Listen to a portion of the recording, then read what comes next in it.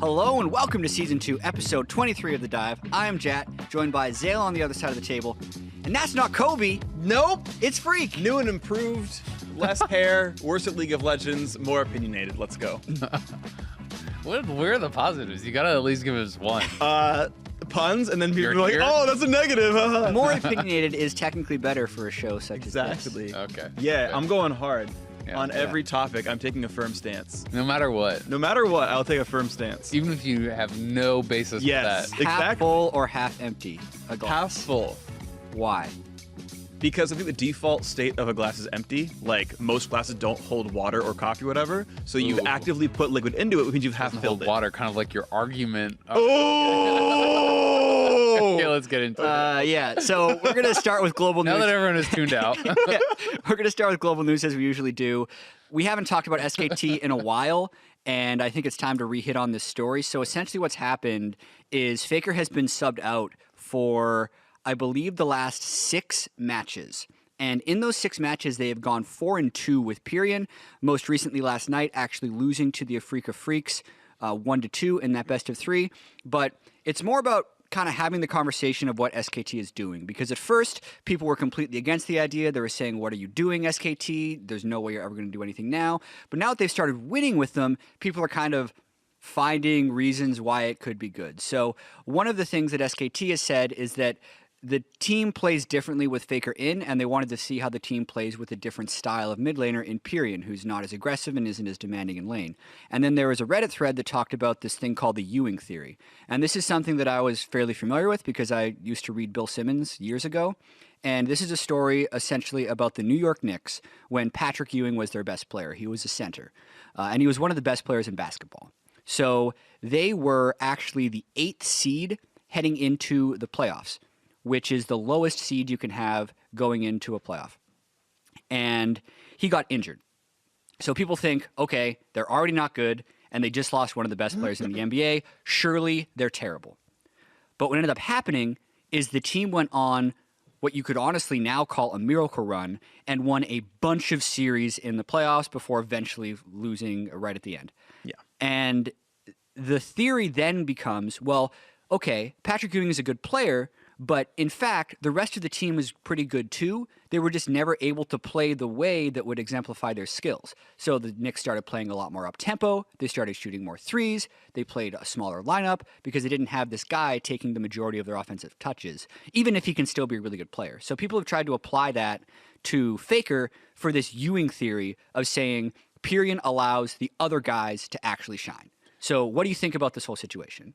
I mean, I think it's kind of interesting, and the comparison that he's using is kind of like, okay, well, everyone's going to camp Faker, so your jungler kind of has to play around Faker, and it changes the whole style of the game. So, like, I definitely see the correlation. And to your point, like, it does allow players to have more flexibility, right? Like, when Pirean is in the lineup, your jungler's not going to feel like you have to play through them. It's maybe more opportunity for your bottom lane to carry. Like, it's more opportunity for people to kind of step into the spotlight and actually try to, take more of the resources and take over the game. Yeah. And sometimes, it can be a meta-based thing as well, right? Like, if it is more of a bot lane focused meta, and I think in general people have been talking about the fact that mid lane is not really how the game has been won as often lately, I would say. Sure. When you look at like Jensen and Bjergsen, they have not been taking over games for very often like they had been in the past. That seems to be kind of less frequent. So having a more passive mid laner, whether it's Faker playing a different style or just subbing in Pirean who's going to play more defensively, may allow you to actually focus on what is more important. It may allow your bottom lane to kind of play more aggressively because the jungler is playing around them. So I think there is something to it. But the other part of this this post, and he's like, the problem with the Ewing theory is that the success is usually temporary. There's a burst that makes you think the team is going to be fine without the superstar, but then they are figured out because there is a reason that you play, Patrick Ewing. There is a reason that you play Faker. There is a reason that you kind of have these guys in there. And, the fact that everyone is so prepared and so like, Faker's success is so well documented, does kind of work against him too. Yeah, so the thoughts I majorly have is, one, I think there is sort of like an innate play style for a player that, like, if Patrick Ewing is taking the ball all the time, but the rest of the team is good 3-point shooters, it's like, well, you're just like nerfing the rest of your players because they can do these things, you're not allowing them to do that. And maybe with SKT, like, yes, if Bang got ganks, maybe he could win more games, but like everyone refuses to gank any lane but Faker. It's like, okay, well, that's your team playing badly. And like, if the game is bot lane focused, Faker should be able to learn to play Lulu and sit in a turret if he has to. Like, I feel like Faker should be better than Pirean on Pirean's best champion and best playstyle. Like, if you're actually the best player of all time and you're not washed up, and I don't think Faker is, then like you should just be able to play the Pirean style, but with Faker, who's ostensibly 5-10% better or whatever. So that's like my general idea on like SKT should be able to do this. Now, if they're not able to, it's like, okay, maybe Faker can't play defensively, or like you're talking about teams getting figured out. Like maybe like the idea of you have to camp for Faker because Faker's going to get camped because he's going to go 0-6 because he's getting camped. Doesn't Pirean go 0-6 if he's getting camped? Like, can that playstyle not do the exact same thing? Yeah. Or is Pirean successfully playing back as Faker should have been, right? And you have to, like, then go through, okay, well, how is the game actually being played differently? What actions are now different? Shouldn't Faker be able to do those actions? Shouldn't the other players be able to do those actions? And And that's a yes or a no statement. Like, there is, I think, totally a world where that statement is no, that some players just don't play well defensively. I know I don't, for example. And, like, no matter how hard I try, I don't do that well. Yeah, and I think that there is some validity in the fact that SKT will just naturally play different when this legend isn't in the mid lane. Sure. Like, you have to step up. You don't have his voice in the game. He makes a suggestion, oh, hey, maybe we should do this. If Faker makes a suggestion, it's actually an order. Sure. Right? Whereas if Pirean makes a suggestion, it's just that. It's just a suggestion. But that kind of all comes down to coaching. Yes. And if Coma realizes that this is a bad thing, he should be able to tell the team to act that way, and they should get used to it. Yeah. Because I think Faker is not saying players can't get worse over time or get better over time, but Faker should be better than Pirean in every situation. And I think it's okay that Coma and SKT was in a bit of a panic with all the games they'd lost and wanted to shake things up. But especially after this game last night, where they lost to Phreak, I think it's time for that experiment to end. But they can still take the learnings, right? Their team is better when their jungler is a little bit unlocked. Their team is better when they can get bang fed on carries. Their team is better when Thal gets ganks in the top lane. And their team is better when the mid laner has more restraint in lane and isn't making that universal play style. But Faker is also better, so play him and then go forward. That's my take. I think it's really interesting because like totally agreed that Faker is a much better player than Pirean, right? But like I just like talking about like the theoretical kind of situations and applying this to multiple situations is kind of interesting to me because you say that it's like, okay, well, if the player is better, then they should just do what the other player can do better in all situations, right? And like in the Faker Pirean situation, maybe that's just true, right? Sure. But like looking at a separate situation, you said yourself, you're not very good at playing defensively, right? And I think that even with amazing players, there are guys that they see those opportunities and they see those openings, and like that's how Faker became so great, right?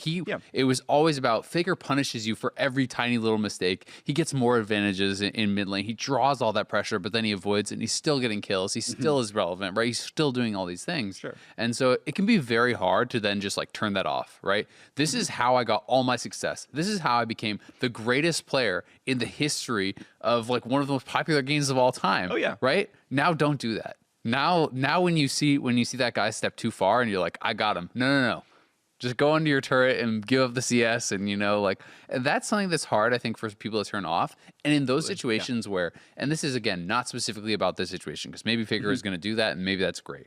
But if you have a player who is worse, like by most of the metrics, but is willing to play that playstyle, and that playstyle is better, and your star player is struggling with it, then in those situations, I think it can increase the performance of your team. And that is what is kind of interesting about that theory to me. But it's all dependent on play style and mindset, because there's so many times where I talk to a coach or I talk to a player or I talk to whatever, and I'm like, well, why don't you just do this, right? And they're like, oh, well, they don't want to, right? And it's like, or they don't think they should, or why did you fight there? Oh, well, because I thought I could outplay it. You know what I mean? It's just those things that are like kind of built into you, that it's not necessarily something where it's like you went through the whole scenario and like laid it all out and they're like, yep, this is the correct decision. It's just you saw it and you did it. Well, here's a scenario then, kind of jumping off that, and I'm asking this question to you, Phreak, is going back to the Ewing analogy. Okay. He's a 7 foot tall, 260 pound player who is clearly not going to be as fast as a smaller player, right? In basketball, you actually have these archetypes that can't change. Like Patrick Ewing is never going to be able to be a perimeter player who shoots threes and gets back on defense super quickly. He's going to be a post player who slows down the tempo of the game and shoots a lot.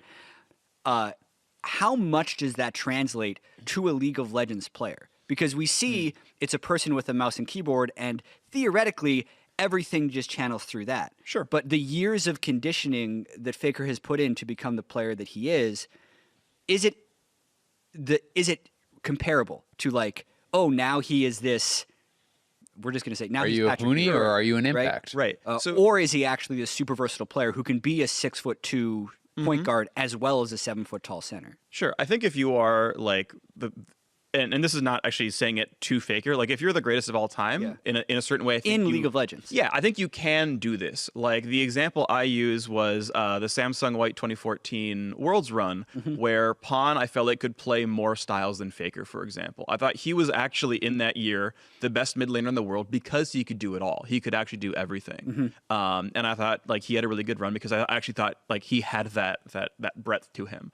I do think though in general, and watching a lot of esports and like I follow Counter-Strike a lot, for example, is like sometimes you just get like a group of players that like actually work better together and just everyone just has their habits. Like that's a fact. Like we're all human beings. We're not robots. Like Challenger player X is not the same as Challenger player Y. Even if they play the same role and have the same LP, they have different strengths and weaknesses. Yep. And you can't just magically be as good as the other guy at mechanics and as good as the other guy at decision making. You are a sum of your parts. And like Faker's are some of his parts and Banks some of his parts, and like you're going to have weaknesses in your mental game. Otherwise, you would be the greatest of all time, not just the best AD carry in Korea or the third best AD carry in Korea. Like there are holes to every single player's gameplay. That's just a fact because we're human. Yeah, and taking this into account, people move over to the North American LCS and see another team with a historically strong mid laner struggling. The team is TSM and the player is Bjergsen, and they've now gone through a lot of different junglers on TSM, from Grig to Mike Young, and it goes back like Amazing, Santorin. There's been a ton of them, and people are saying, hey, if Faker was the, quote, problem on this team of pretty good players in SKT that wasn't working, why doesn't TSM do the same thing with Bjergsen? Haunter's a really good top laner. Mithy and Sven have been great in the bot lane.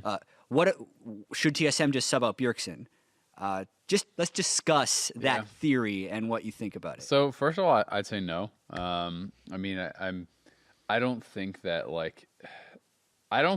it's a Bjergsen problem personally. I feel like it's a systemic problem or like an organizational problem or a coaching problem, whatever you want to say. And you know, then the argument maybe can be made that hey, Bjergsen is the one causing that, and that's something that I just don't have insight into. So like I can't really comment on. But to me, if like you know my interpretation of what Reddit thinks and like what community thinks is that TSM is not aggressive enough. They don't have any playmakers, so they kind of sit back and they just like slowly lose, right?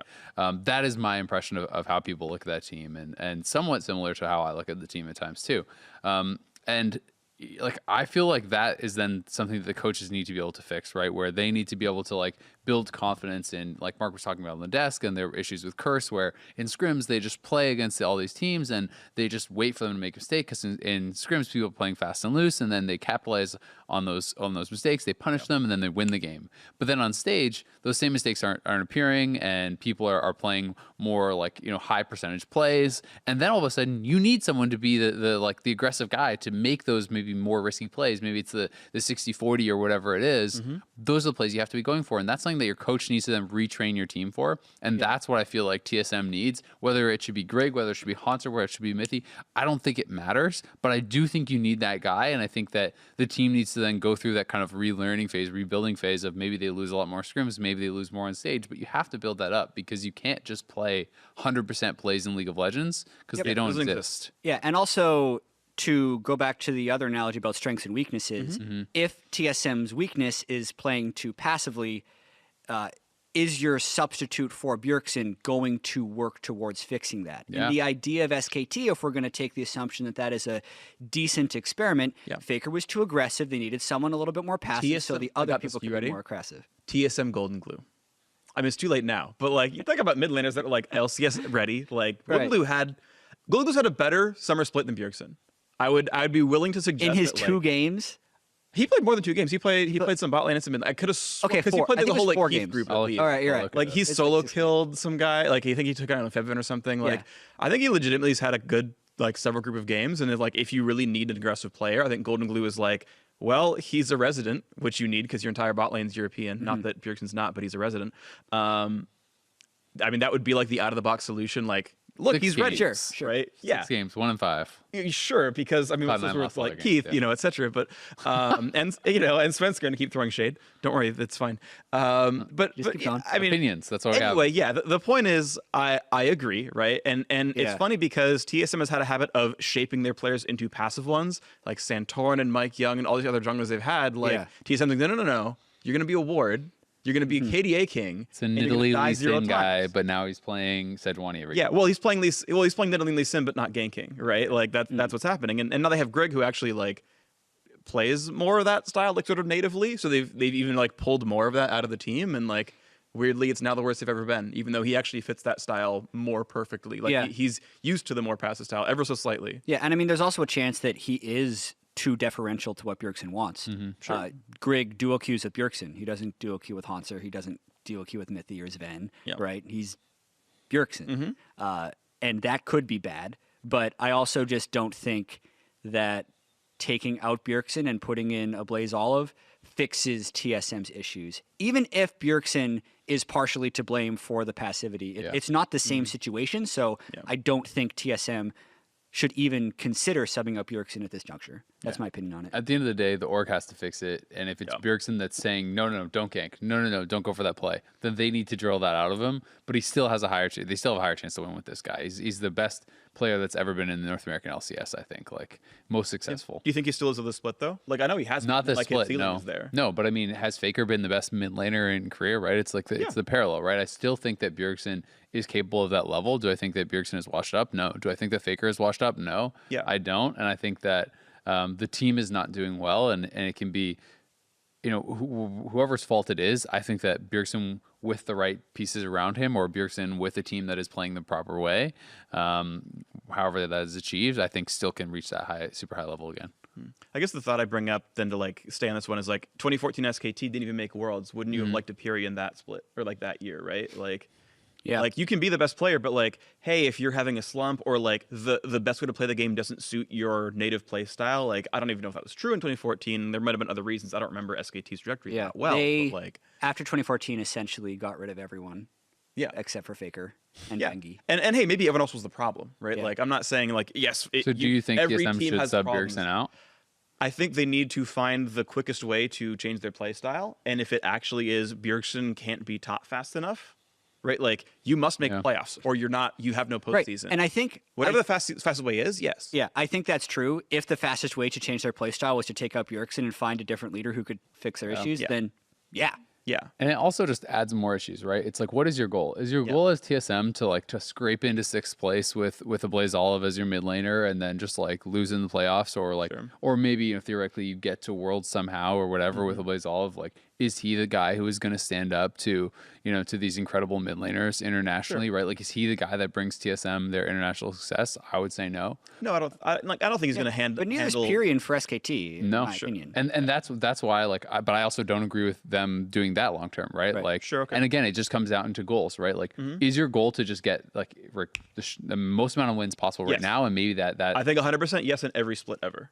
Like I think teams are too long term focused. Like the idea of like, I mean, I talked about this with Rift Rivals, where it's like, well, we want our best chance of going to Worlds, so we're going to tank Rift Rivals, and it's like, okay, tank the only international tournament you've ever played, cool. Right? Like I think that's just very flawed, because there's so much turnover every year anyway, and maybe with franchising it changes. Although we've had like 25 players of turnover this split already with franchising. It's like, well, it turns out people are still making in fact, they're making more roster moves. Yeah. So it's like, are you really like, no, we got to find our 5 now for 2019? I don't buy it. So I think it's completely reasonable to always say, no, we're going to win our very next game, and that's all we're going to care about. I just think that limits you so much in terms of like actual like play styles and like looking forward, right? If you're always trying to win just the game in front of you and you never look any further than that, then I think like the best strategy is almost always play what you're already comfortable with, and like don't ever branch out, like, because in the short term, you usually do not get enough return on like putting that 50 games in on Aatrox to learn that or whatever, right? I think it depends on the situation Yeah. completely. I think right now, with TSM sitting at 5 and 7, tied for 6th, they absolutely have to win every game 6 because is there's 6 infinitely better left. than 8. Otherwise, they don't go to Yeah. Worlds. But for Echo Fox or TL or Hunter Thieves, who are 8 and 4 or 7 and 5, Yeah. they can be a little bit more long-term focused. Yeah, that's fair. Yeah, I guess I should temper it somewhat. I agree that if you have room to go, then you have room to say, okay, let's look a little bit farther. But you still don't know what the game's going to look like in Yeah. 4 months, whatever, right? Yeah, Like the of world's course. meta could be entirely different. Like you think about last year where like there were almost no changes. Turns out Ardent Sensor was what you should have been playing the entire year and you never figured it out. And it's like, okay, but then someone showed you Ardent Sensor, so like you had to change anyway. Even if you were looking forward, no one saw it, even if they're looking forward. So I feel like there's so much to always be discovered in a game with 140 something champions that like you can try to place your bet 6 months down the line, but like you're probably going to be wrong. So why look more than a patch ahead? All right. One more thing we want to talk about as far as global news is there was a Piglet interview with Inven. We talk about Piglet also because he has SKT connections all the way back to 2013. He's basically been in NA for 3.5 years, but he actually is a Korean import who had been playing the majority of the split in Academy, and he got the call up to LCS this last week. Lost both games, even though they had difficult opponents. But it was a very interesting interview because Piglet is always very blunt with all of his opinions, whether or not we agree with it. Among the things that he talked about was that he thought the game was basically over when they had chunked out Zyra Khan to low health at level 1. That was before Vulcan took 2 turret shots as Tom Kenshin died. Then he says, well, then it was lost. He had some interesting thoughts on jungle. He had some interesting thoughts on whether or not Korea is playing the game the right way. He actually thinks laners play too passive, and he is kind of playing the right way. What were your thoughts on this Piglet interview? You can find it on Reddit. It's an Invent interview if you want to read it yourself, but we're going to talk about some of the main points. I just find it entertaining to read the Piglet interviews because he's like, he is blunt, right? But it's also like, to me, like my opinion on Piglet is very different than like Piglet's opinion on Piglet, right? And I think that's probably true of a lot of people. Like he, like when I read this, I get the sense that he still thinks he is the very best, right? I get the sense that, again, like you talking about like, is Korea playing right or who's kind of doing it right? And he's talking very much about like, no, you should be playing aggressively, and like in principle, I like it. He's saying, oh, you should get 2 kills to give up 1 kind of thing, like because you're playing aggressive and you're punishing them and you're making it pay off. Which I do agree with that. Yeah, me that too. kind of mindset, right? Like I think that you can't just play 100% risk averse. Or to his point, it does make you super predictable, right? If the only time the bot lane ever takes 1 step forward is when their jungler is behind them, well then guess what? When they take 1 step forward, I'm going to take 2 steps back because I know what's happening, right? Yeah. So I think that is very cool, but I also think that like, I think it's kind of delusional. Like the game is over when I like got some poke on Zyra Khan at level 1. Yeah. The team never plays through me, or like we would be able to snowball the game very easily. All these NA junglers don't really know how to play. Like he was very complimentary to Lyra, which was interesting because Lyra has had a horrible split, right? I also think it's kind of interesting, like his thoughts on solo queue, because Tim, he says he's never very interested in climbing in solo queue. And he referenced the fact that he was Diamond 1 when he won his world championship. He says he's been Diamond 1 in North America. I don't know what his current rating is right now. But I'll find out. like either way, he says he has been. I don't know if that means he is. But it's one of those things where it's like, Korean players always have the reputation of like they're the grinders, right? Like you finish the scrims, and the Koreans, like you talk to any of the North American players and they're always talking about the Korean import on their team is playing more than everyone. They're like always in there for more solo queue. They're always trying to climb the ladder. That's like the work ethic. You listen to interviews from Impact, they talk about it's a mindset thing. It's like people don't work hard enough, etc.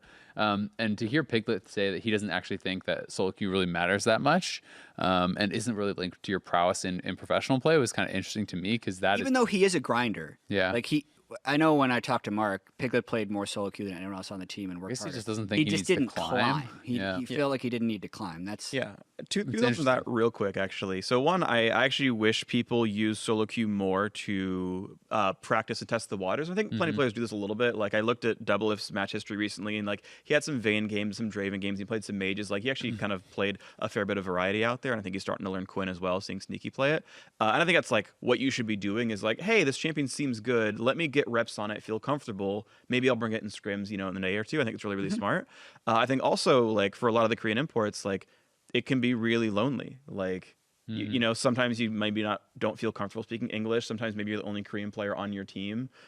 In you know, Piglet's case, at least Lyra is like another Korean speaker on his team, but like that can be really tough. You're in a foreign country, even if you've been here for several years, like that can still just feel a little alienating. You're like, well, but the language I do speak is League of Legends, and like I can feel comfortable and at home playing League for 5 hours. Like that could very well be part of it. And I don't know. I don't talk to these guys very much, but like I can see that just being sort of more comfortable. But I mean, both those things are still positive, right? I think playing solo queue is still valuable.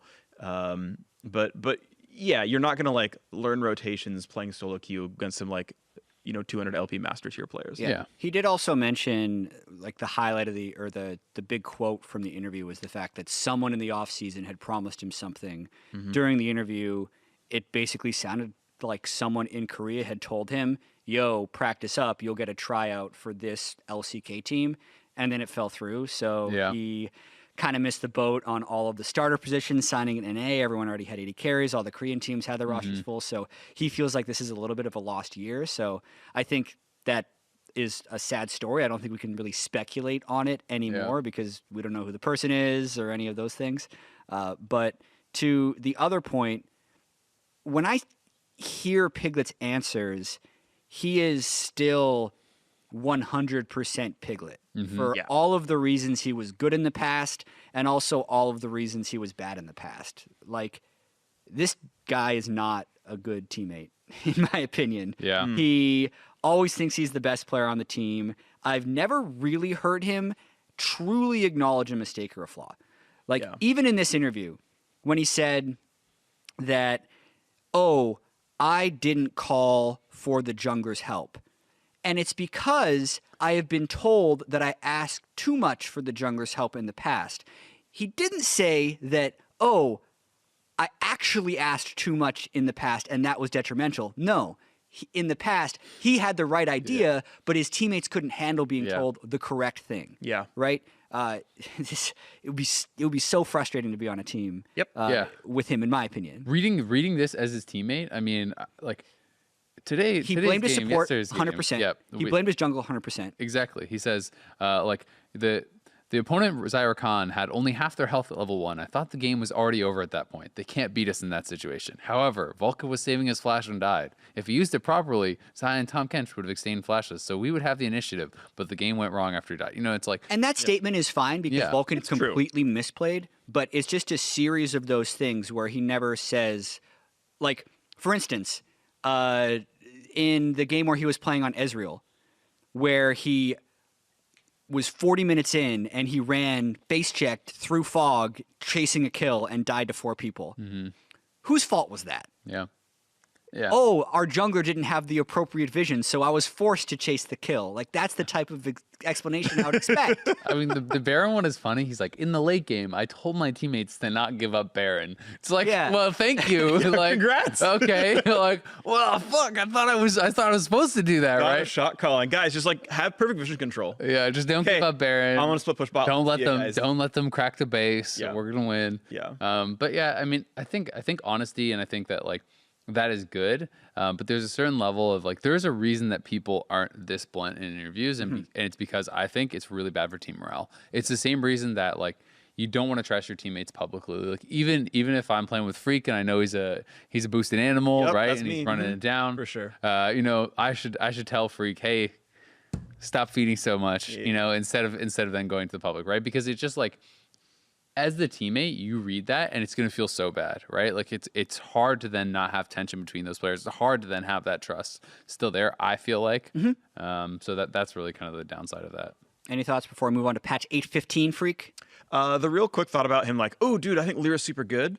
Lyra seems to be an early aggressive player. Like back when he was actually all LCS jungler, right? He was super aggressive, playing super hard. And Clutch is like the slowest or second slowest team in the LCS. This seems to be a mismatch. And Piglet's like, no, I want to go hard all the time. I want to trade flash under their turret to keep lane pressure. Yeah, Lyra's pathing's good. Yeah, he's an aggressive early jungler. And so there's a huge mismatch between Vivivin, who has like almost negative forward percentage. Like he's behind his own turret more than he's, past the river practically. It's like there is a clear mismatch in how people want to play the game, within Clutch itself, and then even with this part of Clutch. I like that. I don't know what their identity should be. I like aggressive teams, but like they're out TSMing TSM. And Piglet thinks Lyra is good because Lyra plays the way Piglet wants to play. Yeah. And if there's a jungler who doesn't play that way, even if you can say it's more effective, he's just not going to think that player's good. That's an interesting observation. On to patch 8.15. Cool. David Turley, you Hi. are usually the patch master. You make Phreak show. long videos about it as well as do. short videos about it. That's true. A Do you mix make of the two. medium-length videos about it? I don't. Well, I mean, That's the that was dive. as long. No, that's as long as my patch rundowns. Yeah. Stay away. Stay away. That's our niche. Essentially, our niche the- is yeah. the 10-minute patch discussion. That's Oh, That's all we've right. got. Stay 10 away. to 15 where we talk about some yeah. of the changes, but not all of them. Cool. Yeah, my quick highlights. Fizz is back to about as strong, or maybe a bit stronger than he was before the changes. Where the W is like front loaded but has an on-hit effect afterwards. Fizz seems really good. I don't know if we'll see him in pro. I feel like we're seeing enough assassins that maybe. Lee Sin didn't seem to have actually that big of movement off the patch. Basically, he's power spikes more at 9, scales more with attack damage, worse against tanks, better against squishies. So take that as you will. But it didn't seem to move win rate very much in the patch so far. Maybe that's going to be like build learnings overall. Colorwork looks cool. What is your what is the thing that you think is the most interesting or most impactful? Okay, the most interesting thing to me is crit items got basically shortened. If your build is Stormrazor, i.e. Zeal, you pay 700 less gold for that build path, which is substantial. That's 2 minutes roughly. Right. 400 gold per minute is pretty standard. Let's dive into that a little bit then, because in LCS last week, I think we said Heimerdinger was the only mage bot we saw. Yeah, if I recall, there was one mage bot. It was Heimer. In 10 games, which is 20 different bot lane champions, we saw one mage in NA, who was honestly talking to players. Most of the teams realized, oh yeah, our Marksmen players just kind of suck at mages. So they almost abandoned learning them in the first place. Whereas I think in LCK and EU, we're still seeing a slightly higher percent of mages. But what impact does this really have? Because this is a crit marksman change rather than a marksman change, and a lot of the marksmen we had been seeing weren't necessarily crit marksmen. Well, Jin has been pretty big. Xayah has still been pretty big. Like I think those two alone, like to me, and I still do think that there is room for like some others to come in. Yeah, like Quinn and Jinx and these sorts of champions. To me, I feel like this is the death blow for mages, at least in the bot lane, at least in North America. Maybe it'll still stay popular, but like I look at Stormrazor and it's like, yes, it is like, you know, losing some AD and attack speed and so on, but it's 400 gold cheaper, and that feels so big to me. That first item completion feels so big to me that like if you're completing those items faster, I think people don't really care that they're like a little bit worse, because how many games are you really getting to true 6 items anyway? It's very few. Yeah. So I'm looking at Games of Legends. Shout out to that website. It's great. So the top like 8 presence bot laners in 8.14 across top 5: Varus, Ezreal, Swain, Heimer, Lucian, Jhin, Ryze, Xayah, Kai'Sa, Vladimir. And Vladimir is like 1 pick 2 bans. There's only so many games in 8.14. Korea just started. What's the play percentage of the top 2? Because you mentioned 2 marksmen before. Yeah, so the presence for Varus Ezreal is 65-62, and then it goes down to 35 for Swain. So there's no consensus. Varus Ezreal are ones who actually don't build crit almost at all. Varus can, but we don't usually see him build that way. Varus actually has 3 different play styles, so he's a flex pick in himself. Did you see the Ezreal post, by the way? Ezreal has lost 13 games in a row in the NA LCS. That's funny. I didn't see that. Yeah. I always think Ezreal's garbage. I don't Ezreal's a 31% win rate as a champion in pro. Yeah. Well, also, yes, Ezreal has not been the best. And pro win rates are usually somewhat suspect. I'd say they have maybe like a 20% variance towards 13 losses power. in a row, though. 13 losses in a row. There might be something there. And the situations in which you're picking Ezreal are often in the situations where, well, they got a really good bot lane, and we're just going to kind of put this thing over here so we're not getting smashed. Whenever you're in that situation, you've probably already lost. But anyway, that's interesting, because I think especially in NA, I agree. I think we're kind of back to 80 carries, which has a lot of knock-on effects to the way the rest of the game works. It means you're less required to have a physical damage mid laner or top laner. It means Orianna is much more easy to blind pick. There's a chance we get the whole Orianna, Azir. Yeah. Then we'll see Cassiopeia come in there. Oh, no, Orianna is the most played mid laner in 8.14 across the world. And that could also be another reason we were seeing more bot lane carries, right? Like, she is a protection champion and an enchanter as well as a control mage. Yeah. So I get a little bit sad I'm sad. about this. Yeah, but that's NA exclusive, right? So like if you're looking at 814 stats for that, right? It's like, okay, well, NA got 10 games in, and like Varus's sample of picks and bans total is 17. So Right. NA is like most of that. But right? the question is not like A14, right? The question is so on A14, NA was already almost only Marksmen, right? Yeah, sure. And I think this pushes it to basically only Marksmen. Maybe you see like the odd Heimerdinger or whatever. The question is more like how does this actually affect the game as a whole, right? Like, does this change things globally? Because these are big pushes, I think, towards Marksmen having that kind of extra power. I guess here's the question. We can predict what we think will happen in NA. Yeah. And we can also predict what is the best way to play the game, right? If those two things are the same or if those two things are different. Do you have thoughts on that? Like, I think that if Swain isn't changed, if Vladimir isn't changed, if Fiddleheimer isn't changed, those are still viable, playable bot lanes. Yeah. And can be actually best in some situations. I don't think NA will play those picks, though, aside from Golden Guardians. Yeah, I mean, I think we are the least reliable of the major regions to look at for like meta reads. So I actually like went and looked at it. So Varus is 8 picks, 9 bans, #1 bot laner in pro play. Half his picks and half his bans are in NA. Right. He's 4 picks, 4 bans in NA. So if NA just like didn't have Varus, okay, now he's actually like the #6 bot laner, right? He's #1 only because of our region. By the way, weakest region, right? So like, I mean, we already Take that got back. I We will mean, smash world. First Phreak. of all, how dare you? First of all, totally accurate based on historical evidence. You know, so I mean, I don't know.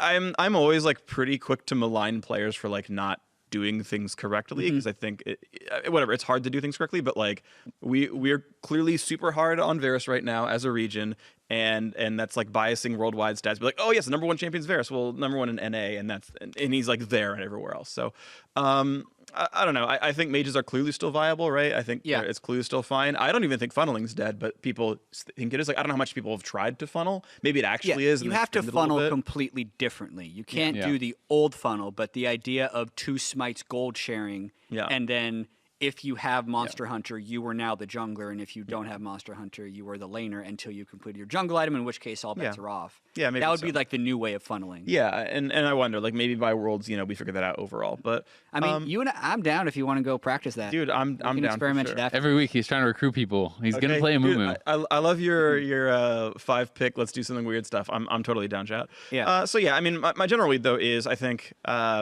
we know NA doesn't have a very good grasp on things like. Huni tried to play Renekton into Aatrox twice because he played the matchup once or whatever. But it's like you can look online and see that Fiora is the best matchup. Turns out Optic did that, and hey, Dokla won 2 game split pushing, right? Like the team that actually innovated and did things that were smart was like in 9th place and then went 2-0. Like it's not that hard to like actually innovate in ways that are like actually backed up by data, but not every team does this. It's funny, and I know it is innovation for pro play, but it's always funny to me because it's like a lot of times I see people online and it's like, wow, what a revolutionary pick of this Fiora and Yorick, and I'm like, these are 2 of like it's the best matchup into that, and then it's like. I think Gangplank versus Yorick is maybe the second best or second worst matchup rather for Gangplank. It's like, you know, these are just solo queue win rate things, right? It's like, it's not that hard to figure out. They didn't have to like go into the shop and, you know, come up with a great plan. That you just go on Lolalytics and you just sort by counters and you're like, oh, okay, I guess I got this. Which is very weird that like teams have analysts then don't do this kind of stuff. I'm actually looking it up right now and it's like, Gangplank, quick, everyone pop quiz. Gangplank solo queue win rate into Yorick is what? 45. 44. 42%. There are not 58% win rate champions in League of Legends. It's actually obnoxious. Yeah. Right? I will also say though that like I agree with you.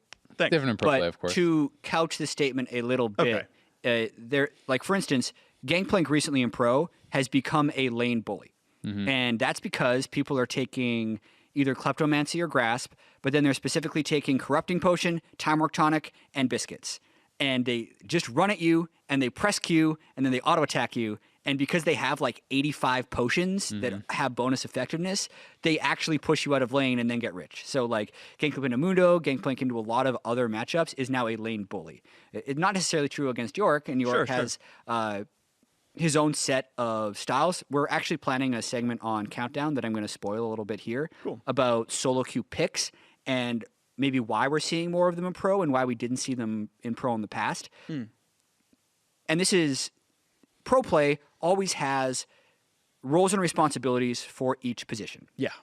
There was a long time that nothing was a viable jungle in pro unless he had an escape, because it was so incredibly important to be able to get a ward in enemy territory or check vision and then get out. That's why Sejuani was one of the first tanks that could be played in the jungle, because you just save your Q. If they see you, you jump out. Rek'Sai, they see you, you dash out. Lee Sin, you ward jump out. Right? Elise, you repel out.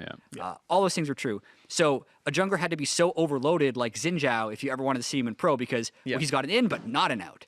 And Skarner is similar. Right? Exactly. So a pick like Yorick, who literally can't team fight.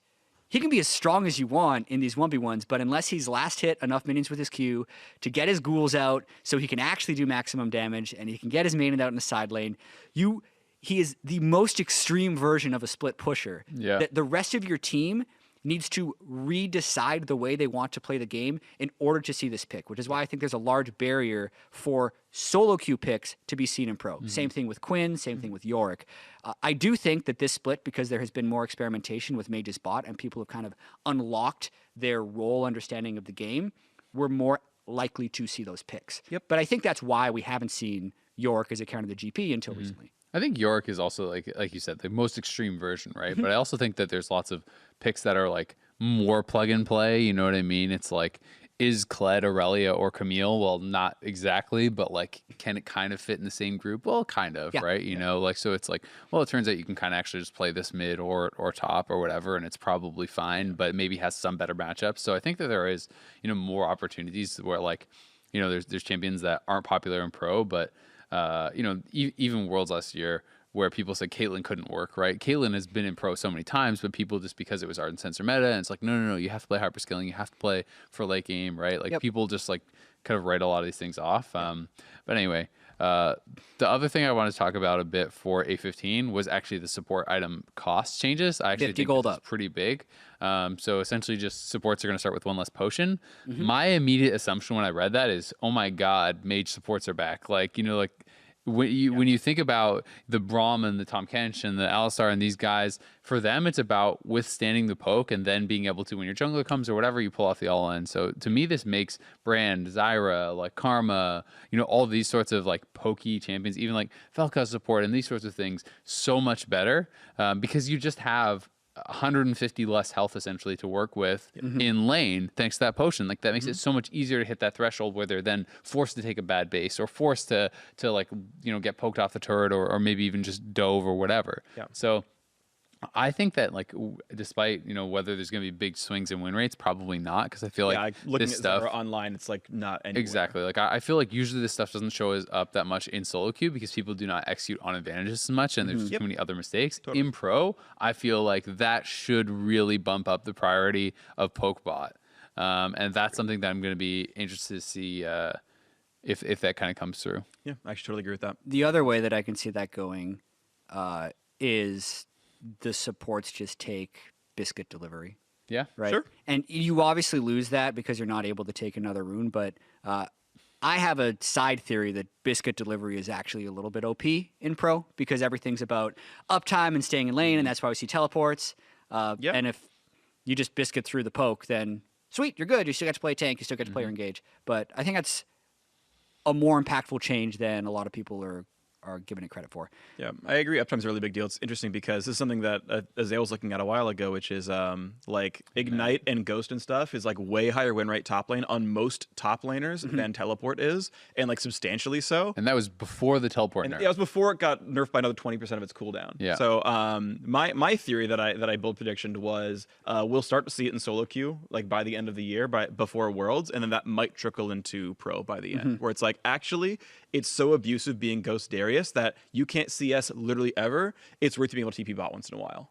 Like, maybe that can start to happen, but obviously like cross-map play is a really big deal. Yeah.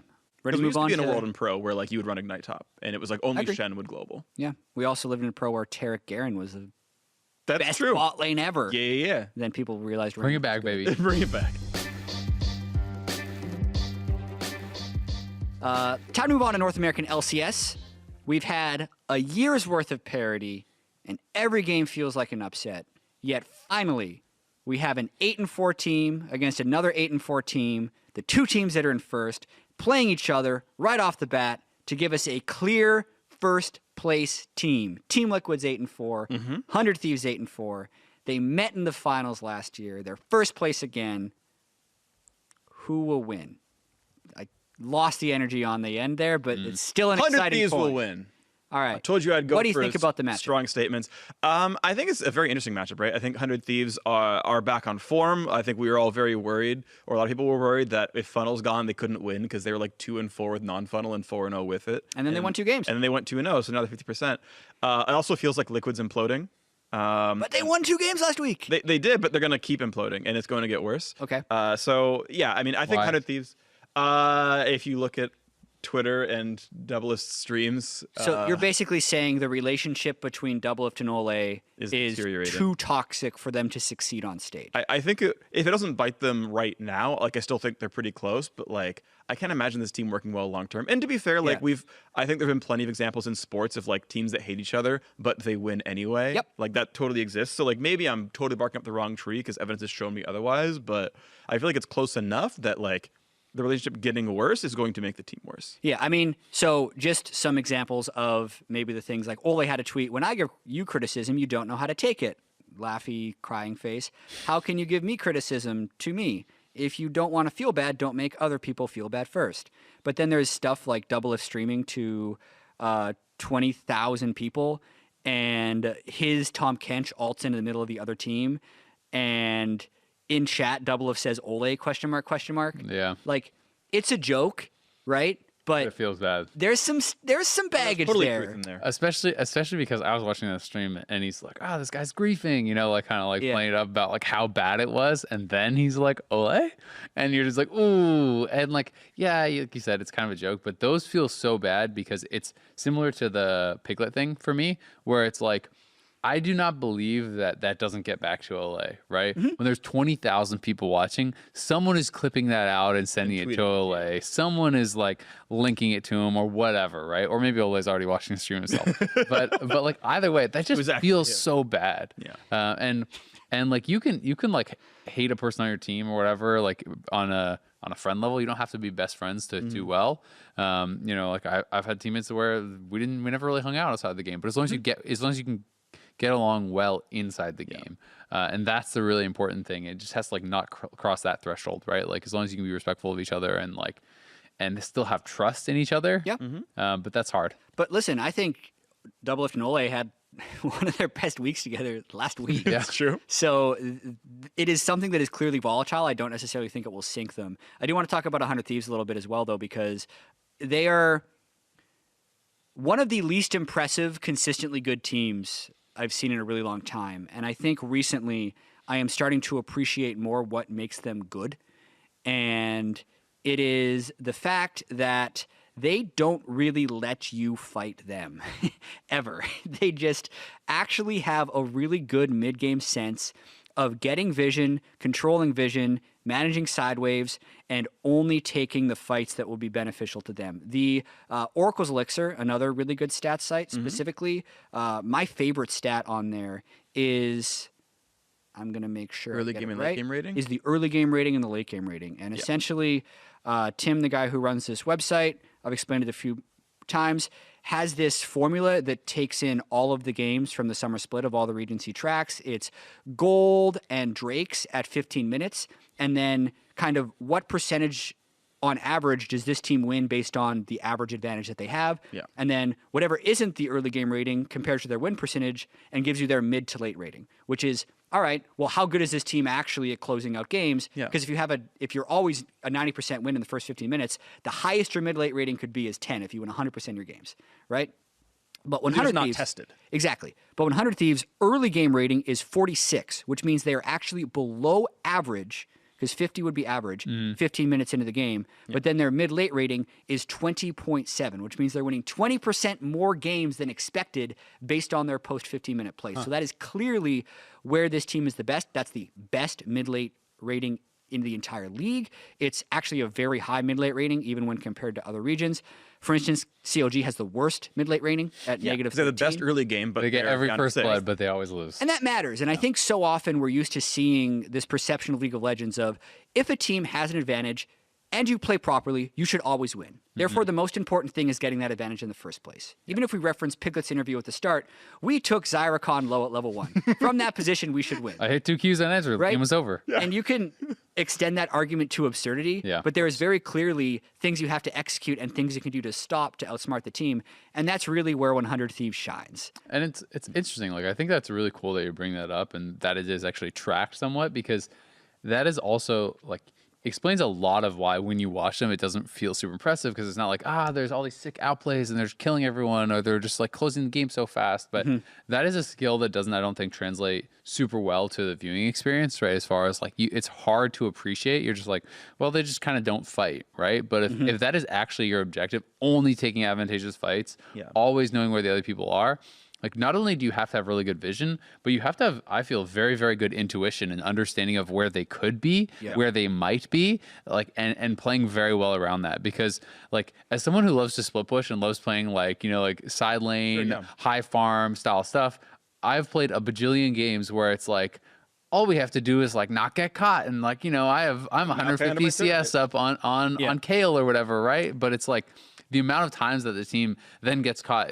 it's not easy to do. Oftentimes, it's actually the harder job for the 4-man squad to stay safe and still have some semblance of pressure and vision on the map than it is for that guy who's like split pushing, who kind of ends up being the star or whatever, you know. And that's something that they obviously do incredibly well, right? Like they're not getting caught, they're not giving up those disadvantageous fights, and that speaks very highly, I think, about their vision and about their intuition. I have a question for, I guess, both of you then. Okay. How do you sort of, I guess, reconcile 100 Thieves being super passive, weak early game, but the best or almost the best team in the league, versus TSM, who is super passive, does nothing, and just rolls over? Is it that 100 Thieves then does things late game, or is it still, we don't want to fight you? It's just Sunday's actually so good that he's creating pressure. I actually think a lot of it is that. I actually think that you have to have some place on the map that is exerting pressure, that is doing things, right? It doesn't have to be everyone, doesn't have to be the whole squad, but you need someone who's drawing pressure, someone who's creating advantages. And to be fair, I think Afromu and Kodesem, people talk very highly about that bottom lane too, and that kind of draws some pressure in and of itself. But I think Someday has been the best performing top laner, and he is someone that is able to create advantages. He's someone that is able to make TP plays, to get lane advantages. Like that alone, I think, is such a big difference. I don't feel like Haunter has been doing that for himself or for TSM in the same way that he has in the past. And to me, that's actually just the biggest difference. Like, you can play TSM style if Bjergsen or Haunter or Sven is up like 50 CS every game or is doing whatever. Like, if one guy is like smashing people and everyone's having to come to him, it gives time for the other guys to sit back and farm up and get to that point. Yeah, but let's actually play this game. Team Solo Mid's early game rating is 42.9. Okay, which is low, but it's slightly lower. It's than only 100 Thieves? it's only 3% lower than 100 Thieves. Yeah, but their mid late rating is negative 1.2. So they actually have worse. They actually do worse than their gold leads indicate. So they actually aren't doing. Not only are they not good early, they're also not good late. However, let's just compare that to previous iterations of TSM. So actually, the last time TSM won the split was NA LCS summer 2017. They also did not have a good early game rating, 49.2. Okay. The best early game rating in the LCS that split was Cloud9 at 59. Right? But their mid-late rating was 24. Yeah. Because they still won roughly 75% of their games because they were so good at that stage in the game. So this split, if we're kind of reconciling TSM's weaknesses, they're actually not that much worse early game than they were in 2017 when they won the split. They are just that much worse after 15 minutes. So my opinion is, I would say going from 49 to 42 is a pretty substantial jump. It is. I mean, like you're going to be hard pressed to find a team at like 30, right? Where like they're that far down in gold. Exactly. Like H2K is the lowest in everything I found, and their early game rating is 24. Okay, yeah, but that's like literally 0-14, like actually like flaming garbage. One of the But that worst also just teams in means all professional that also just play. means though, in like on average, in 24% of their 20% games, chance to teams win. can win. Yeah. Right, and they just haven't done it ever. And they're also minus 25 in late game because Exactly. they aren't. And because they never won. as soon as you started talking about that, I was super curious because I always think back 2016 TSM summer when I got that felt one. They that had an insane. Yeah, So I'm looking at it right now. they had an insane early game. 73.3 early game rating, and then their mid late game rating is also 12, which means 12 Yeah. above that. That So, early game rating was the highest of all teams in all regions. Yeah, that's what I figured. And if we talk about people's perception of what makes a good team, like that's why that TSM team was so hyped. Because typically speaking, when I've tracked this, like whatever your early game rating is how good people think you are. Yeah. Because that's just how people are trained to read League of Legends. And as long as you're closing out very frequently. As long as you're closing out most of the time. Yeah. But even if you're not closing out, you're thinking, oh man, they got a good early game rating. Yeah. That just means they got a few things to clean up, and then Yeah. they're going to be a good team. Yeah. Yeah. So I guess you're right. Like it is a salvageable early game, not as good as last year, sure, but like a salvageable early game. And then they're also just like they're not finding their ways back into the mid game. I would be curious, I guess, like. Never mind. Actually, What do you it's got? control. I was thinking like the meta game changing around, right? Or like where Baron's better and Elder Yeah. Dragon exists, but like It that's already changes. controlled for by the stat. Correct. Of the odds of winning. This stat doesn't actually work at the Yeah. start of splits because he cuts it off whenever like a preseason Yeah. patch, and it's actually going to be probably less accurate this split only because the meta has changed so much, and he's still Over pulling the all those course games in. of the over the split? course of his data set. Because the big thing about this stat is that's already like that's your chance of winning based on the games already seen. So like like Baron being good is already controlled for in the statistics. So it's not Yes. like Yes. like late game stats are different now. It's like no, they're this good based on the game they're literally playing. So I mean they just objectively have worse shot calling, which is weird because that's why they got Mithy. Is like we're gonna cut Doublelift and Biofrost to grab Zen and Mithy. Oh, by the way, they're laning worse. Oh, and their shot calling's worse. So it was like statistically a strict downgrade. Not that Sven's not having a decent split. Yeah. Yep. I don't know. We started talking about Team Liquid and 100 Thieves, but you brought up the shot calling point, and apparently everything is about TSM. But I was thinking about this the other day. How many is- degrees of separation? Yeah, until you talk about TSM. Yeah. And that's the thing. All of Travis's interviews, the way he gets viewed is he just asks the player about TSM Yeah. and then puts that in the headline. Cody's Cody's son son on thinks TSM. Double lift on TSM. Yeah. It's like, ooh, that's interesting. Yeah.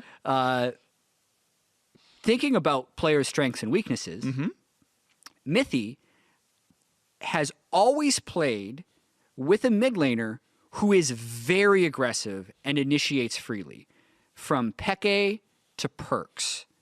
Yeah. That's just been what he's played with. And when he hasn't had that, was Mithy on the team with Power of Evil for like half a split when they were struggling? Yeah, because he right? called him an old teammate. Yeah, and Power Evil wasn't as aggressive back then. I find that interesting. As Mithy has been, he's very good at controlling the game, but he's not that great at being the one who pulls the trigger. And Bjergsen also is not that great at being the one who pulls the trigger, but is great at controlling the game. So they need to find that strength. You need a pressure valve. Doesn't matter who it is, Yeah. but they need someone. And Yeah. another interesting match that we're going to have is going to be Optic and FlyQuest. FlyQuest keeps winning. I mean, they've had some pretty ridiculous games. And Optic, I mean, 4-0 in their last 5. FlyQuest is, off the top of my head, maybe 5-2 in their last 7 or something like I mean, that. their stat with JJ is 6-2, right? 6-2. Okay, so just 6. came in at Yeah. week, So 6-2. 3. Optic has won their last 4. Both these teams obviously doing very well. Both these teams did very poorly in spring and have kind of improved a lot. I'm just honestly really excited to see if Optic is going to be able to continue along this kind of style of doing their own thing and making it work, right? Obviously, PoE is kind of known for like, all his Nashor's 2 stuff and his Victor and his different things and his Smite mid talent and all these cool things. But it was really cool to see Dokla, who I don't consider to be one of the top guys in the league as far as top lane. He was the focus for this. It wasn't just about PoE. Yeah. It was about enabling him Yeah. and playing these kind of more solo queue style answers to these champions and having it work. The team played well around it. I thought that was very exciting, and it showed like from the outside looking in, it feels like those guys actually are like good friends, and it feels like it's kind of this group of friends, and they seem to have a really positive attitude. And it feels like there's not many of those teams right now. It feels like there's a lot of pressure and stress around a lot of teams. Optic just seems like they're having fun, and they're kind of believing in each other, and it's working. So I'm just really excited to see if they can keep doing this, whether it's like like focus on bot lane or whether it's focused on top lane, doesn't matter. I just like the fact that they're bringing out some of these objectively strong solo queue picks and making it work. I mean, I hard agree with you. Like that's my initial stance, right? Is I love when a team is willing to say, look, this is our play style, or at least like we're willing to change our play style, and at least whether it's for the match or for the week or maybe for the long term, I don't know. Is like, hey, they had stuff ready, and I like that CLG wanted to have this 5 melee comp like against Nocturne to go for the hard dive, sort of like a tower rush kind of team. I like they played split push twice in a row, and it's funny because I'm on the one hand, like I remember talking with an LCS top laner who's like, split push is not viable, full stop, when asking about like Fiora versus Aatrox, and then lo and behold, Optic, the underdog perennially, right, wins with Has it. won two split push games. Two straight split push games, right? And so the then thought I want to give on that is, look, you might not be super practiced on split push, but this breaks into 2 points. So one is people have their own innate play styles, and Dokla, more fresh out of solo queue than most players, is going to be more comfortable split pushing than playing, I think, standard team fight in general, and more comfortable playing Fiora than Maokai in general. That's like that was his innate play style back in academy and whatnot. So I think he's going to feel more comfortable. And then yes, the rest of your team must play around this and like learn to play split push on competitive, which can be hard. But you've put in, let's say, a week of scrims playing Fiora and Yorick and all these weird top laners that are split pushers. Your opponents have played 0. Right. So even if you're not 30 games in super practiced, you're 10 games in super practiced, they're 0 games in, you've probably got a better read on how your game is going to play out than they do. Especially with Yorick, right? Right. Like, no one played. No one scrimmed against Yorick. Yeah. Couple interesting things to add on there. JJ said on the desk he had a theory about why some of last split's bottom tier teams were good now. And he said we all had to scrim each other because the top teams were only scrimming the top teams, but then the bottom teams, he thinks, had a better read on which champions were good. So they practiced the good champions, they learned how the good champions worked, and then they played against the good teams with the good champions, and guess what? The team with the good champions was actually the good teams. So we swapped it a little bit. I think that's cool. Now the scrims have opened up a little bit more, he says, so I think he thinks it's going to equalize. But I also think FlyQuest and Optic both have something in common in the fact that they credit a decent amount of their success to the new support they didn't have in Summer Split, who is helping them a lot with late game shot calling, right? JJ has been great, and Big has been great for Optic in calling their rotations, getting the proper vision down, and making that part of the game work. And for us, that is one of the most difficult things to appreciate from the outside, right? It is so difficult watching the League of Legends game from the spectator point of view with essentially Fog of War disabled to be able to see how good a team's decisions are and how well they are training the map. That's why 100 Thieves is the best, but that's where I think these two teams have made the biggest strides towards their improvement. Yeah, I think that's really exciting, and it's cool to see. Like, you know, we've heard from some players that they have a lot of confidence in Big, a guy who like not a lot of players have kind of really talked about in the past, and not a lot of people have really talked about. But it seems like they have a lot of confidence in him and what he's doing, and I think that's exciting for their team, right? For both these teams, it's legitimate improvements. I would say definitively these teams are much better than they were in spring. If they are the best teams, that remains to be seen. I would say probably not. How much of it is a mirage, right? We have a 7-5 FlyQuest and a 6-6 Optic. Can they maintain this win rate for the rest of the split, or are they going to miss playoffs? I think it's possible for them to make playoffs. Certainly, I feel like they are playing the game more intelligently than other teams, but I still don't think that like talent-wise they are higher.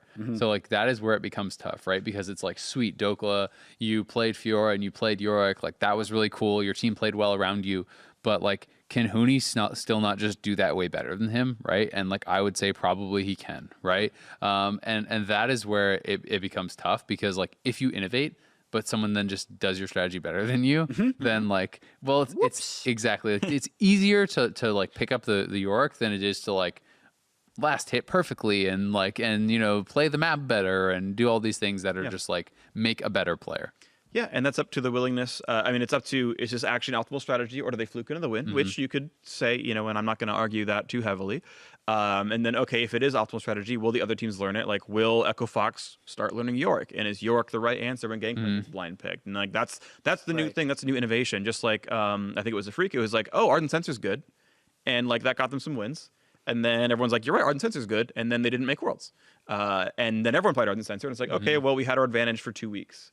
And But that's still good coaching. You should still be Of course doing it- this, even I if mean, it doesn't work out long term. And Because absolutely, because you picked up a bunch of wins, and maybe Yeah. they get 6th now, and it's like, wow, this is our best split ever. That was super good. Like, and you still get credit for that. and the you teams get credit for being aren't playing with even pieces, right? Like Mm-hmm. it's like not the playing field is not even. There are players that are better than other players. Yep. There are teams that spend more money than other teams Yep. in sector, right? So you just do the best that you can with what you have. And I think like the general idea of like the meta is cyclical, that like there's always a next step. Like if you are actually just god of coaching and like as Optic, you're like, okay, Yorick's meta, well here's the next counter pick. So that next time like we pick Gangplank and you pick Yorick, we flex Gangplank mid and we just like hard screw your top laner with our next counter pick. Oh, and by the way, we won this game too.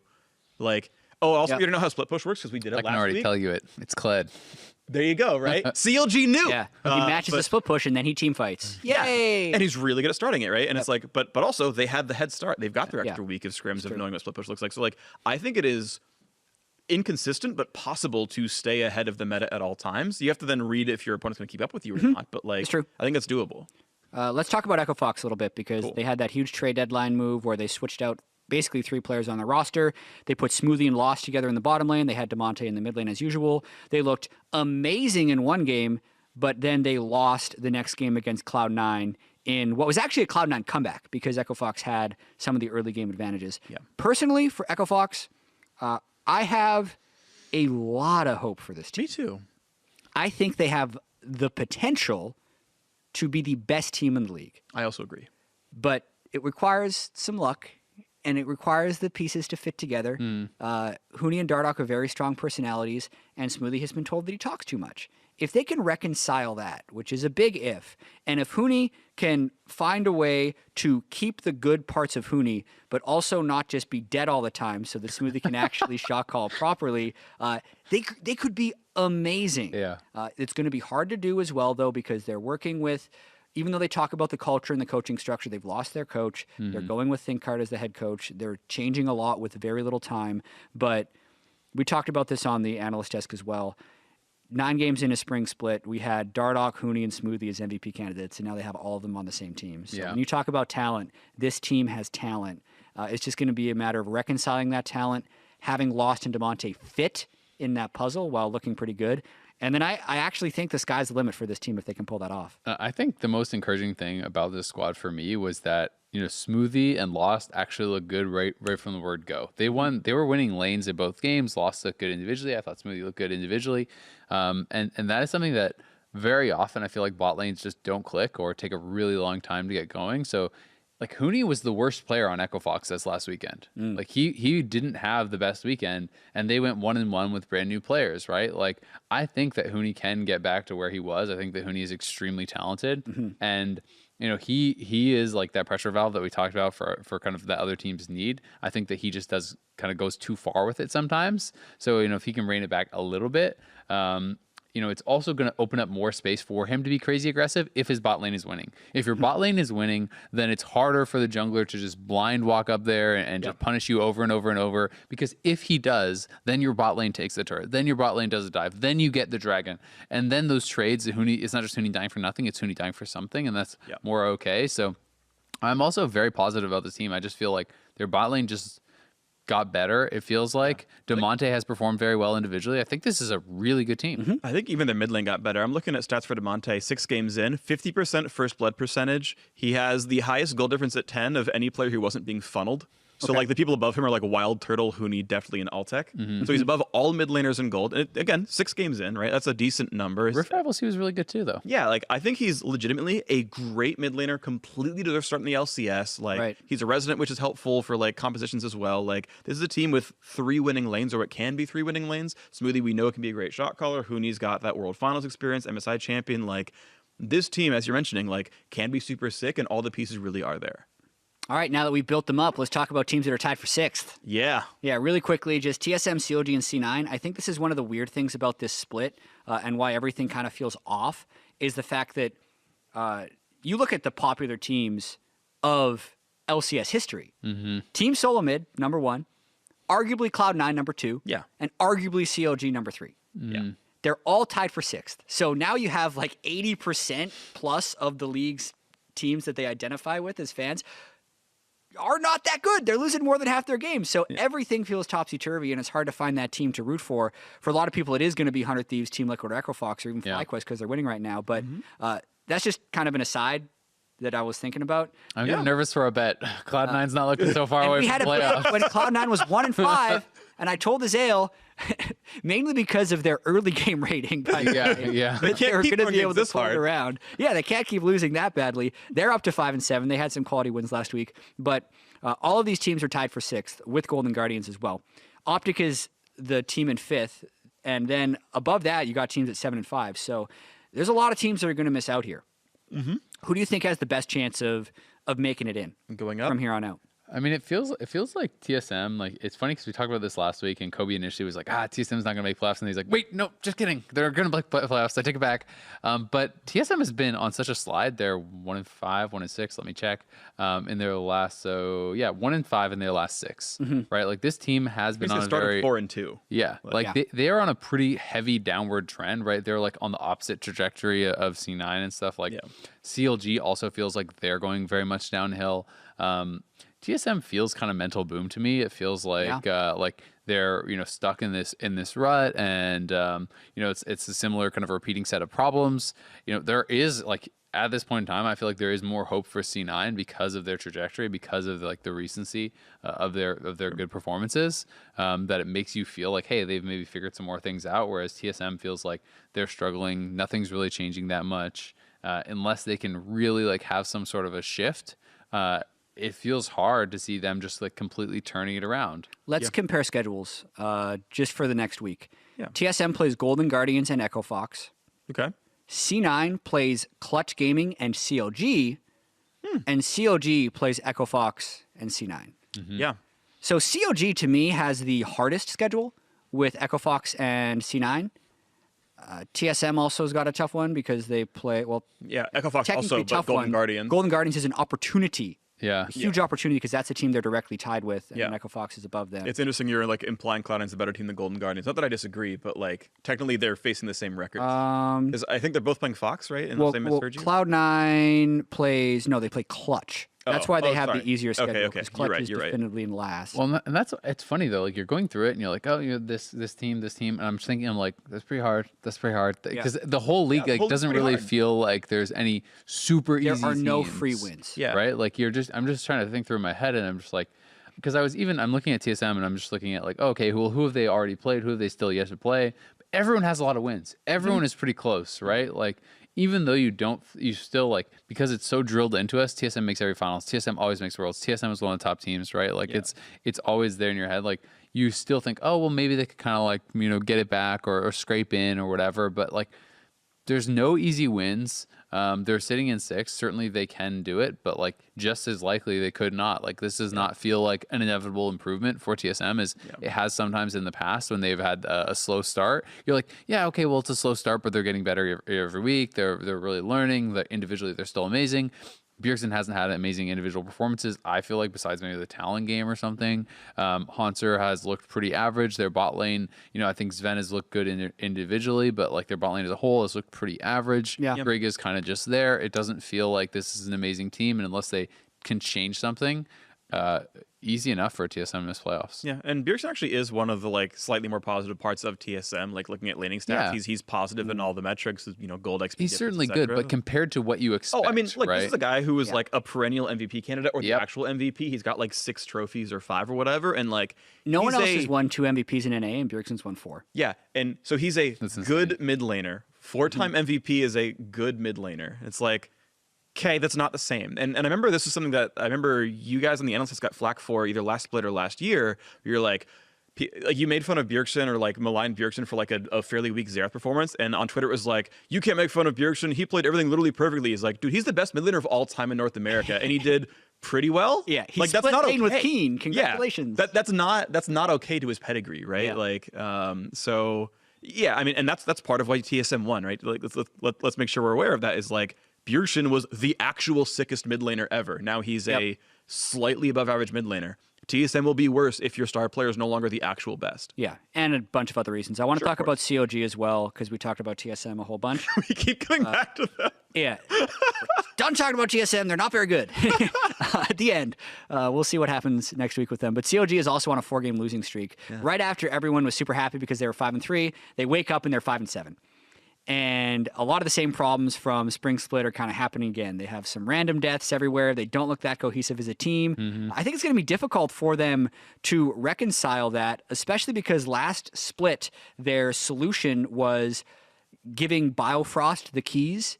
And now that they've done that, and that has kind of had its run of success and then fallen back to not being successful, I think they're in, again, some very real trouble. And they're up against Echo Fox, who that's going to be a big gut check because Echo Fox is still figuring out whether or not that roster is all going to coexist. And then they play C9, who looks like they're finally getting it together. So this, to me, is the make or break week for COG. If they can make it, then everything is going to have motivation for the rest of the split. They just beat 2 good teams. They're kind of back on track. But if they go to a 6-game losing streak, I think it's over for them. It feels to me like CLG is like, the opposite of what happened with Optic, where they both brought out these pretty cool like ideas or whatever, and like one worked really well and one really didn't, right? Like the Kled funnel, I can see the idea there. It obviously failed pretty spectacularly. The Renekton mid as a counter, I think that makes a lot of sense. Didn't work out, right? So it's kind of interesting because it's kind of two sides of the same coin, right? Like it is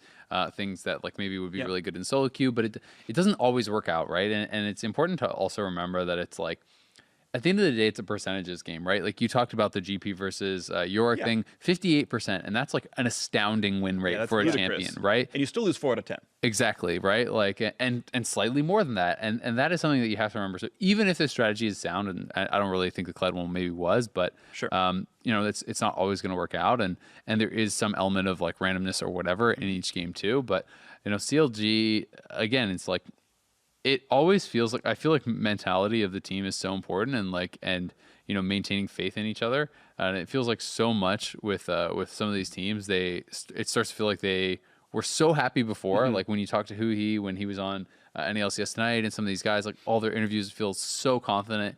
And I feel like a lot of that has been lost, in recent weeks because of these struggles. And that makes me kind of doubt the team when the players don't feel like they have the answers. It makes you think, okay, well, maybe they don't. Yeah.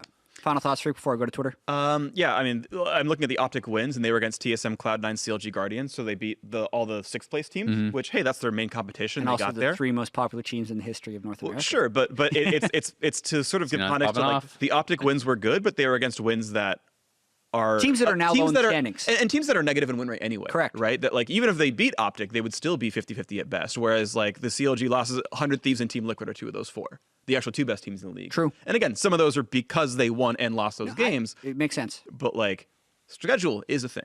Yeah. Still make or break for them. Even if they have easier teams at the end of the split. Yeah. All right, Twitter questions. We got 2 of them that we're going to touch on this week. So @twice @slasher says, what is a common misconception or unknown fact about a champ you have been playing recently? I like this question because it's like, what have you been playing? What's a cool TIL? Azael, I know I want you to do Yorick, even if you haven't been playing him recently. Okay. Because I think he's a champion that just got some prevalence. But Yorick, I mean, I'm trying to think of an unknown fact. I mean, okay, so one thing I will say is that like, this is something that I feel like a lot of people don't really realize is that, so like you get essentially percentage HP damage every time you hit someone when the maiden is hitting them. So you have to actually be like kind of like proccing that and hitting the person. You don't just want to like stick your goals on it. I'd also say just like, I think a lot of people don't understand the importance of the goals themselves, right? So it's like, it's often actually, you have a better chance of winning a fight by like getting your 3rd Q on a minion to like spawn your goals than using that Q on the person, because the goals do such a tremendous amount of damage. So I guess just the kind of importance there. And then maybe one little kind of cool thing I have with Kled is it's actually bad to spend your skill point in the early game. Like you actually want to hold a skill point for W, and you can often get very good advantages by like, you hold your W level up until you dismount, and then you pop it. So you have the 4 quick attacks, because that gives you 20 courage per. Your shotgun gives you like 20 courage essentially, or 10, something like that. close. But anyway, like, so it essentially guarantees a remount in the early game if you hold your W. So it's actually better to not spend that skill point and save it and use it almost as an It active. essentially uses that, yeah, as you're going to say, like, as an one-time active. You get a first-time active, because last hitting minis is not hard with that. Yep. Do you have any, Phreak? I'm trying to think of one. I'm spending a lot of time. You can E-flash on Vayne. And it redirects the way it shoots. So yeah, I think my understanding of it is when Condemn actually hits, it then draws a line between you and them. So the bolt can be in the air, then you can flash, and then the bolt now is pushing them away from you.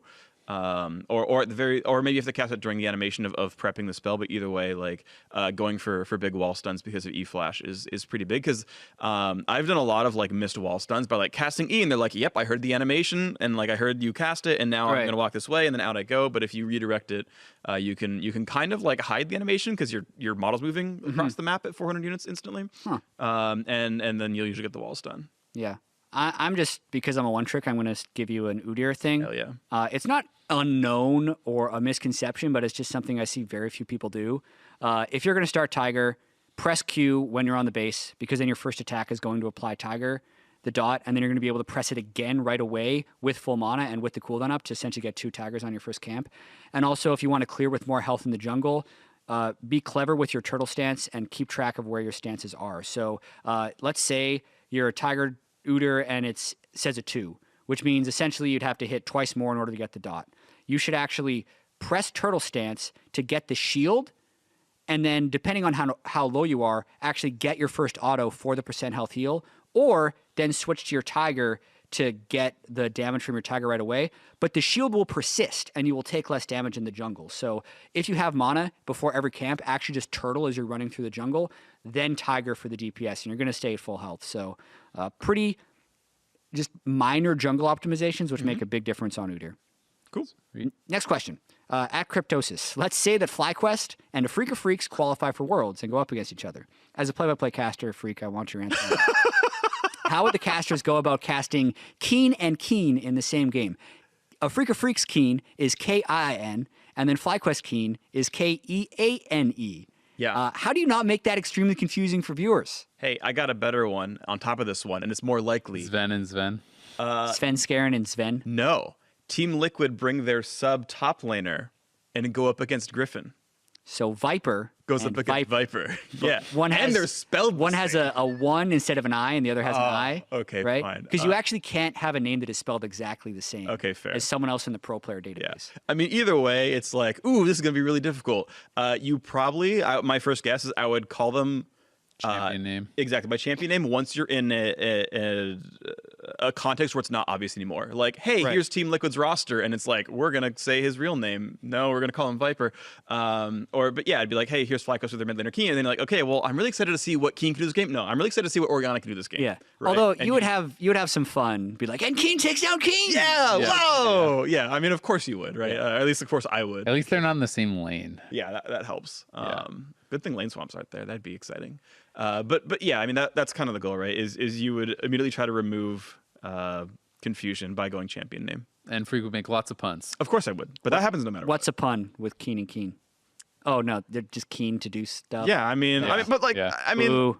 Give me a clever I don't like name puns that are like, here's the word just said again, right? Like you want to be a little bit clever He's a about it. pun purist. Yeah. I try to be a little bit, right? He's not a pleb, Jack. I'm not a pleb, and I know I've made fun of name puns and then used name puns as well, but You've sometimes used I have every low pun. standards. Yeah. You do have low I standards. do have low standards. Yes. This is why I'm on this show. Yeah. Oh, that'll do it for this episode of The Dive. If you have any questions you want to ask There's on the the show, Phreak tweet classic. at RideJet or at RideAzale. Maybe Phreak if you want to be Nah. flamed. No. Otherwise, week 7 of the NALCS starts this weekend. NALCS Countdown starts at 1:30 p.m. Pacific time on Saturday, and that will be followed by the battle for first place. Team Liquid versus 100 Thieves. See you then.